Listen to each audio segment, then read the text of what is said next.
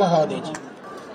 प्यारे प्रदेशवासियों, हिमाचल प्रदेश के 55वें पूर्ण राज्यत्व दिवस के शुभ अवसर पर आप सभी को हार्दिक शुभकामनाएं देता हूं। 25 जनवरी 1971 को तत्कालीन प्रधानमंत्री श्रीमती इंदिरा गांधी जी ने शिमला के ऐतिहासिक रिज से हिमाचल को पूर्ण राज्य का दर्जा प्रदान किया, जिसके बाद यह भारत का 18वां राज्य बना। हिमाचल प्रदेश को पूर्ण राज्य का दर्जा दिलाने में सभी प्रदेशवासियों का भरपूर सहयोग और योगदान रहा। नाम मात्र संसाधनों के साथ अपनी विकास यात्रा को शुरू करने वाला यह पहाड़ी राज्य आज जिस मुकाम पर पहुंचा है, इसमें हिमाचल निर्माता और प्रथम मुख्यमंत्री डॉक्टर यशवंत सिंह परमार का योगदान हमेशा गौरव और सम्मान के साथ याद किया जाएगा। आज के इस शुभ अवसर पर मैं सभी के प्रयासों से प्रेरित होकर हिमाचल को नई ऊंचाइयों पर ले जाने का अपनी सरकार का संकल्प दोहराता हूं। मेरी सरकार के लिए सत्ता सुख का नहीं बल्कि सेवा का साधन है।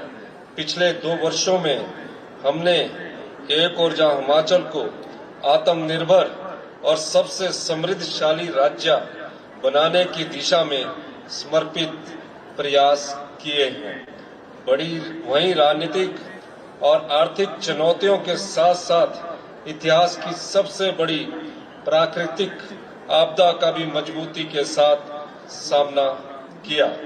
पिछली सरकार हिमाचल प्रदेश पर 75,000 करोड़ से अधिक का कर्ज तथा कर्मचारियों की देनदारियों के रूप में लगभग 10,000 करोड़ रुपए का आर्थिक बोझ विरासत में छोड़ गई है।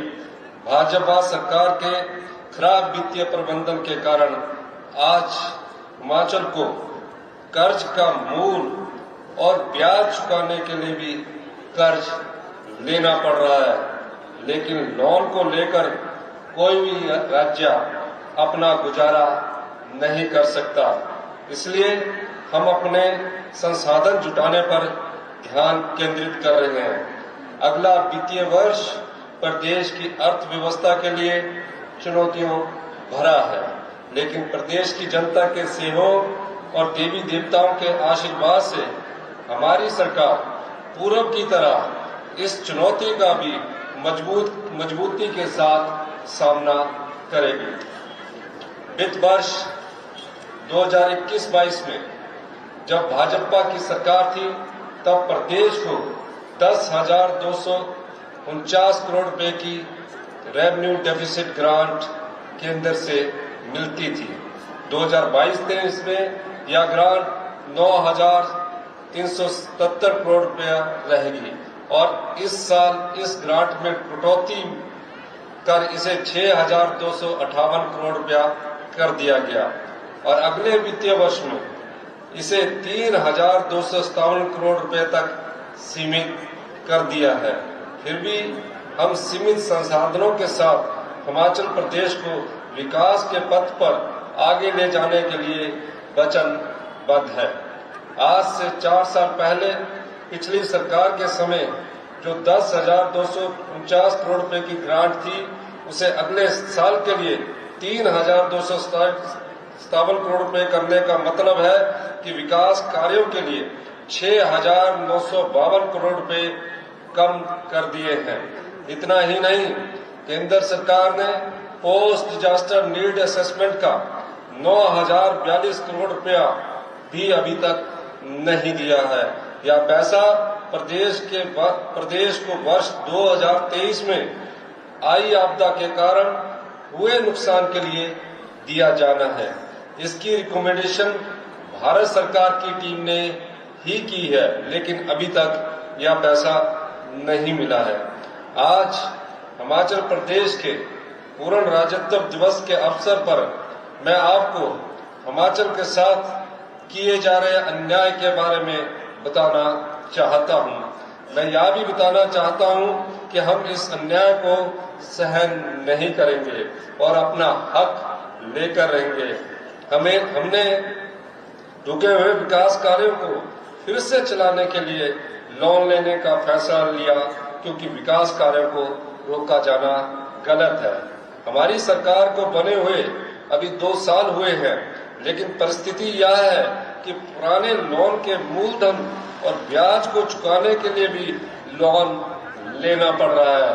हमने पिछले 2 वित्तीय वर्षों में अब तक 30,080 करोड़ रुपए का लोन लिया है, जिसमें से 18,854 करोड़ रुपया 18,854 करोड़ रुपया, जो कि इस लोन का लगभग 63% है, पिछली सरकार द्वारा लिए गए लोन के मूलधन और उस पर ब्याज को वापस करने में ही देना पड़ा।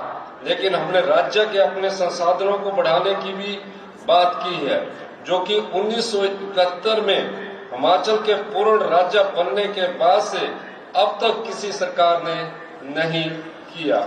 हमने excise policy, tourism policy, power policy, mining policy में जरूरी बदलाव करके 2200 करोड़ रुपए से अधिक की एक्स्ट्रा इनकम अर्जित की है, जो प्रदेश के इतिहास में पहली बार हुआ है। हमने हिमाचल को देश का सबसे समृद्धशाली राज्य बनाने का लक्ष्य रखा है और हम उसी रास्ते पर बढ़ रहे हैं। जिन नीतियों में पिछले 54 साल में कोई बदलाव नहीं हुआ, उनको हम बदल रहे हैं। जो कानून प्रदेश के विकास को 50 साल से रोक रहे हैं, उनको भी हमने बदल दिया है और नया हिमाचल, जो कि ग्रीन और समृद्ध हिमाचल होगा, उसकी ओर आगे बढ़ रहे हैं।